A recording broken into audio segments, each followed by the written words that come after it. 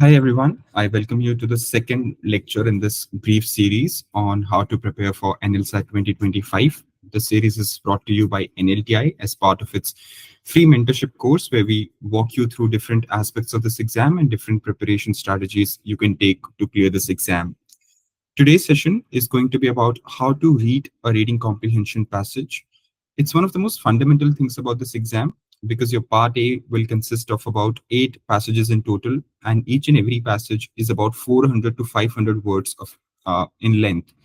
So knowing how to go about reading a reading comprehension passage, what elements to focus most on, what things to keep an eye out for, and what are some crucial things that you need to always keep in mind as you're reading the passage, and how you can effectively save your time as you're reading your passage is one of the most important things. So in today's session, I'm going to very briefly cover for you how can you efficiently manage your time as you're reading the passage, and how to also make sure that once you're going through the passage, you're able to pick on all the important details provided in that. All right, so we'll begin with that. Firstly, what are some preliminary ideas to keep in mind?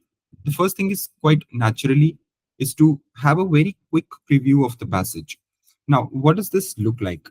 Take about 50 to 60 seconds, and you could do that in your own free time as well. If you can pick out any passage of approximately 400 or 500 words in length from any given topic or theme, you can easily skim through that passage in 50 to 60 seconds. It doesn't take you more than that. Maybe initially, if you're a new learner or a slow reader, it could take you maybe a little over a minute.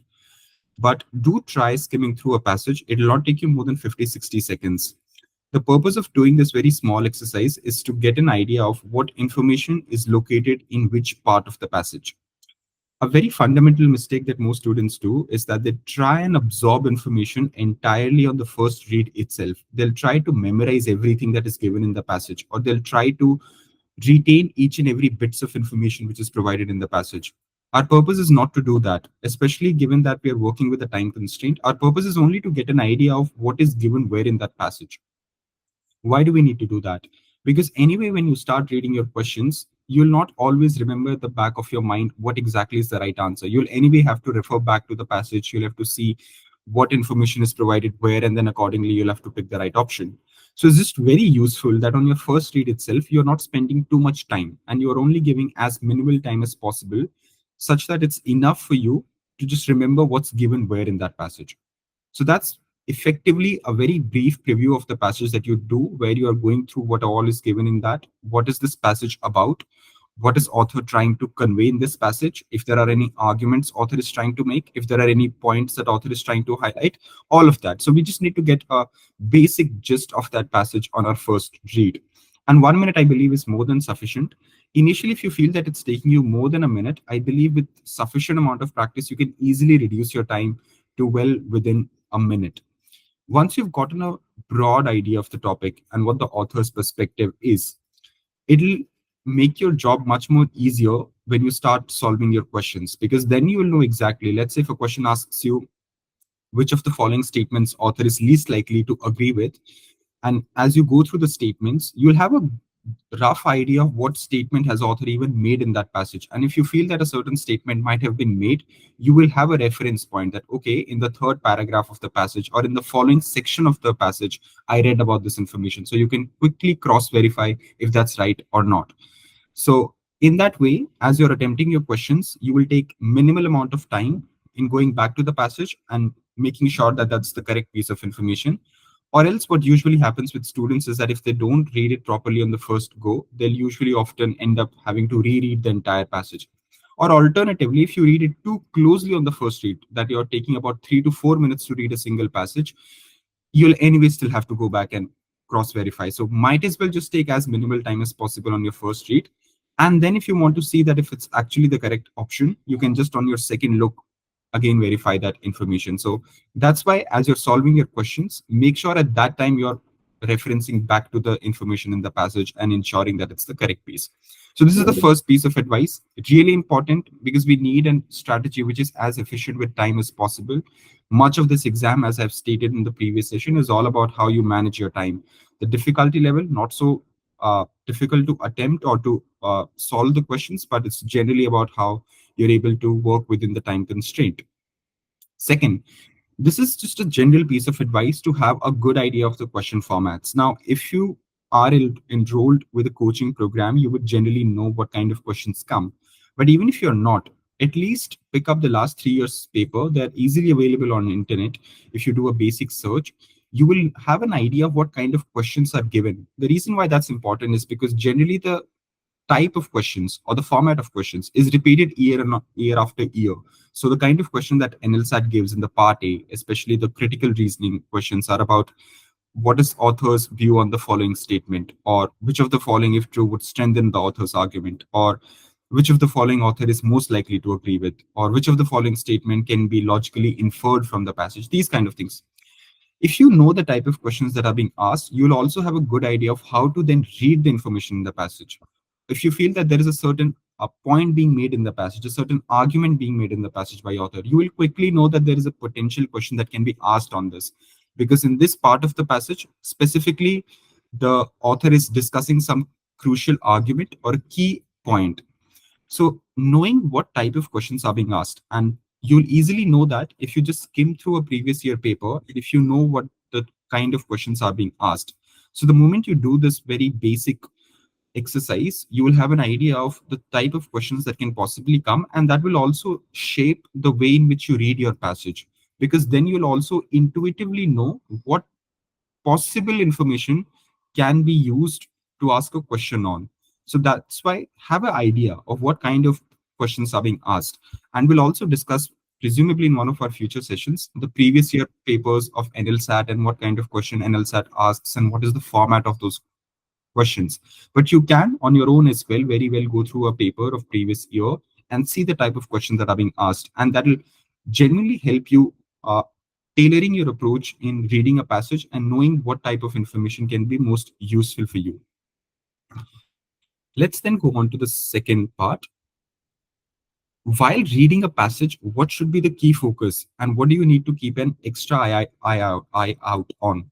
First is focus on the main idea in the passage which is given to you. Now, see, if most of these passages are generally a newspaper excerpt, some article, some editorial, or it could possibly be some magazine blog. It could be possibly excerpt from a book. In some limited instances, it's fictional essay as well. So generally, that sort of passages are asked from you, and it'll involve a lot of information. Not each and every bit of that information will be equally important for you.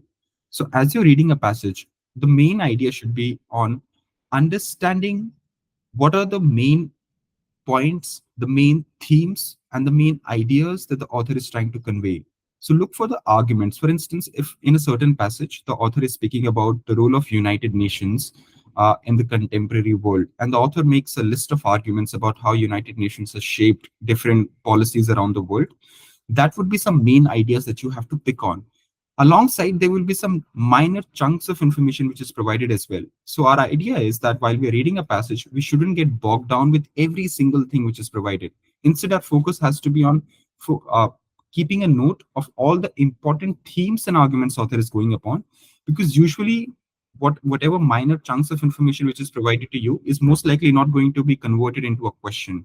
It's just generally the flow of an article where you'll be provided many layers of information, but not each and every one of them is equally important for you. So that's why we'll have to keep our focus oriented only towards those pieces of information which contribute to the author's main arguments that they're trying to make, or main points they're trying to highlight in their argument.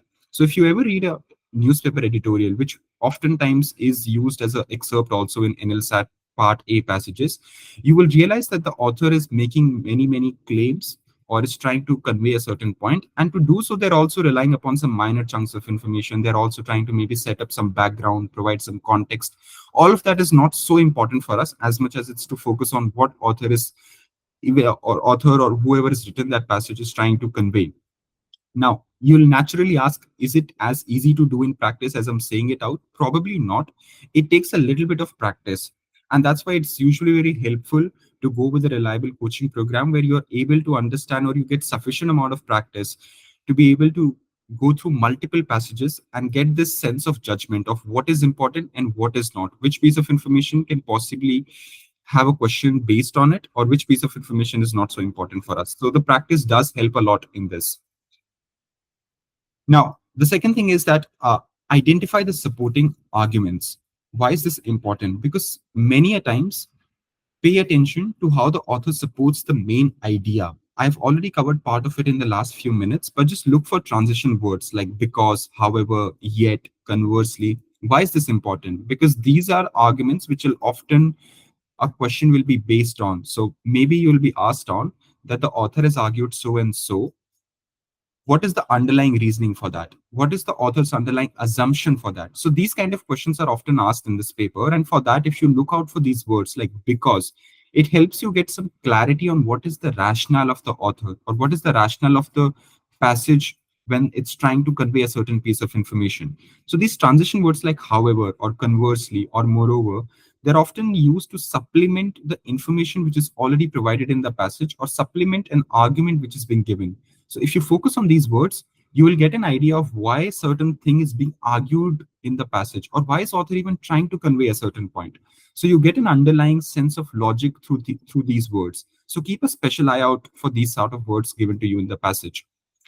Equally, also look out for absolute statements, because generally absolute claims are not made in the passages. This is a generally. Sometimes there might be some cases, but words like always or never are generally the sort of words that the authors will stay away from. So they'll never make absolute claims. For instance, um, not the author might say that not all third world countries have a bad healthcare infrastructure program. Some of the third world countries have done well with their healthcare infrastructure program. So the statements which are often made in these excerpts from the newspaper or in your passages are not very absolute statements, but often come with qualifier words, which is like often, as I just stated. So look out for these words wherever they are being used. And if they're being used, then see in which context are they being used. Is the author making a statement in favor of an absolute claim, or is it against an absolute claim?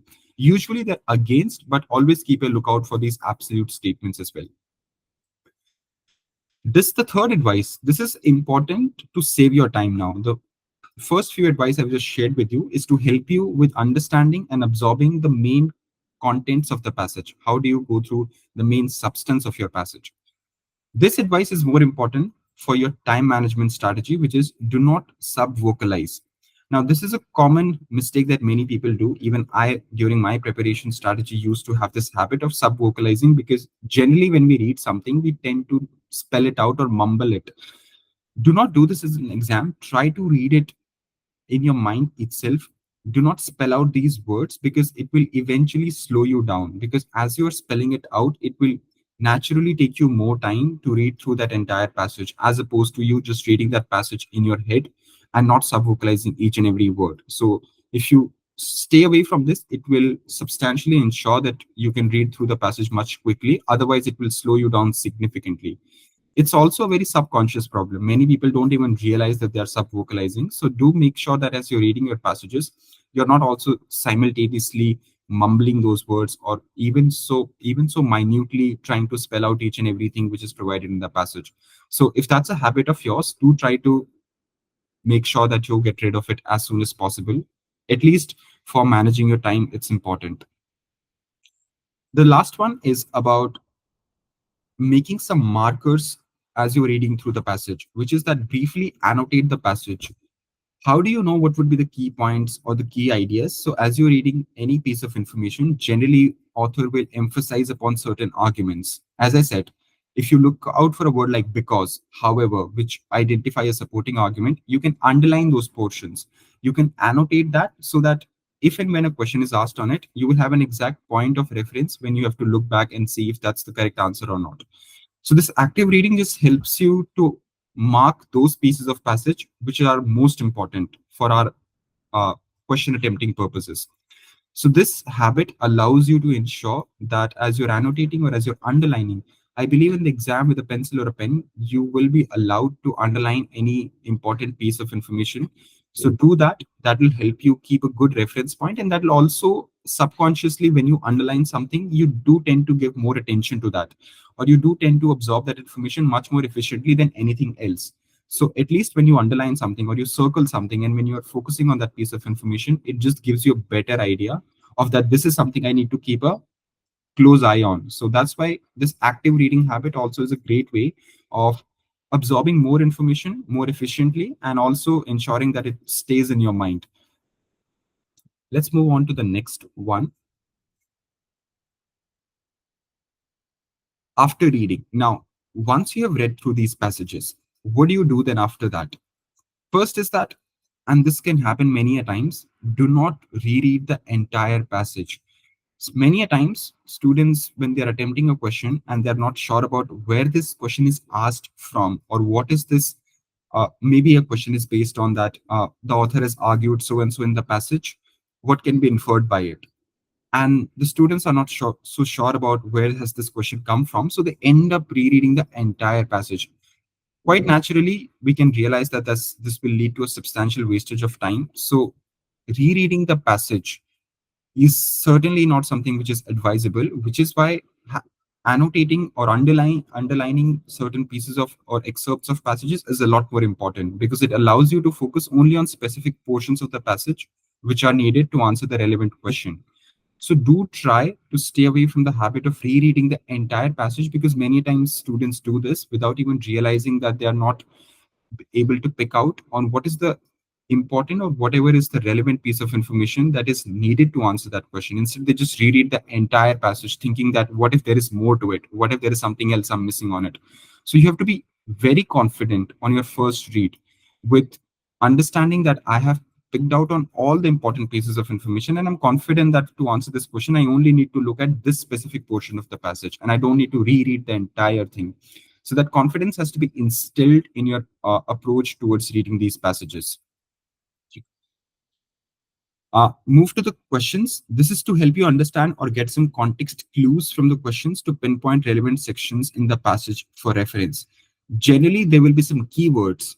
For instance, the author might use a certain word again and again in the passage, and that word is then also used in the question itself. So underlining those keywords will give you some context clues to give you an idea. Or sometimes a passage also has a very chronological structure. The author starts with a brief introduction, then history, then goes into the merits and disadvantages of that certain topic that is being discussed, and then a conclusion.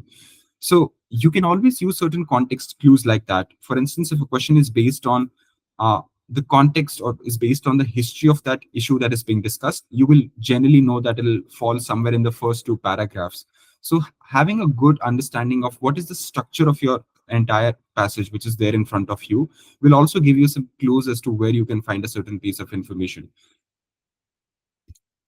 Then we move on to the next topic, which is skimming. Now, I think I have briefly discussed with you skimming, although I might not have said it out that it's skimming per se. But skimming is just that it's to recognize that not each and every word is equally important. I think I've just discussed with you that how do you pick out on more important words, more supportive context, which will help you generate an idea of what is more important in a passage, and not that you get bogged down with each and every single statistical information giving or some other connecting word that is given in the passage. So it's just generally recognizing that not everything is equally important. Now, this is another approach that some students take, and this is something which works for a few people, but at least from a strategy point of view, it's worth giving a try, which is that you do a question directed reading, which is that after once you've given a brief preview to the entire passage, let's say in 40-50 seconds, you've just very quickly skimmed through the entire passage, then you first read the questions. And after reading the questions, you will exactly know what these questions are trying to ask. And then you go back to the passage and read it very carefully. So this is the idea behind this sort of strategy, is that it helps you know what information to look for while you're reading, and it improves your focus and reduces the need for multiple readings. It's very subject to an individual. It depends on person to person. A few people can be very compatible with this approach, and for others, it may not work so well. But if you're somebody who can remember what exactly a question is asking, or what is it that this question is looking for, and then you can accordingly look for that information as you're reading through the passage, then this strategy can perfectly work for you. But it does not work in many instances, but it's certainly a useful tool to look out for when you are making your strategies and when you're devising what would be the optimum way for you to approach the passage reading. Summarize in your head. This is useful for the beginners. So if you're somebody who's just starting to do this, and if you're somebody who's facing difficulties in understanding how to go about or how to even understand the information, because although I feel that most of your passages is very easy to understand, they're not too difficult. The information or the sentence structure is also not very difficult to comprehend, but many a time students might face a difficulty in just understanding what is this passage trying to convey and what is the meaning of this information. So if that's a difficulty you face, maybe do try to put across very brief headings of the information provided, so you can split a passage in different paragraphs. It's not, if it's not already given in different paragraphs, in many instances the paragraph or the passage will anyway be split across different paragraphs, so you can try and briefly summarize each and every paragraph in your head, or if you have a pen or pencil, you can just write down a one-line summary of it as well. This gives you an understanding or helps you solidify your understanding and identify any gaps that needs revisiting. So to put it very simply, it will give you more emphasis and it will sharpen your focus. Because when you have to summarize something, or when I'm asking you that you have read a certain paragraph of 3 to 4 lines, tell me what is this paragraph about, that will force you to try to find some meaning in it and in your own words. Maybe sometimes you'll get it wrong, but in majority of these instances you will try and extract whatever is the meaning of that paragraph, and you'll have to write that, or at least you'll have to retain it in your head. And when you do this, it helps you get a clarity of the passage. It helps you clarify what is the information provided in the passage and what it could possibly mean.